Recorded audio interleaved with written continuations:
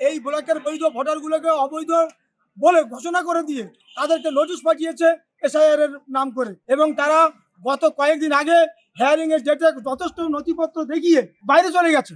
তাদেরকে আবার নোটিশ পাঠিয়ে আবার তাদেরকে হেনস্থা করা হচ্ছে। তার প্রতিবাদ আমাদের এই প্রতিবাদ। আমরা চাইছি বিজেপির হয়ে যেভাবে দালালি করছেন আমাদের নির্বাচন কমিশনার জ্ঞানেশ কুমার, তার বিরুদ্ধে সারা সন্ন্যাসখালী জুড়ে সাধারণ মানুষ প্রতিবাদ গড়ে তুলবে।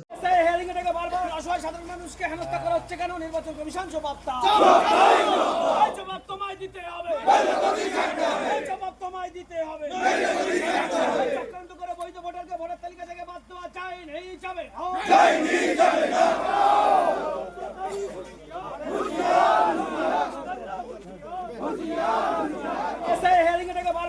সাধারণ মানুষকে হেনস্থা করা হচ্ছে কেন? নির্বাচন কমিশন জবাব জবাব তোমায় দিতে হবে, জবাব তোমায় দিতে হবে।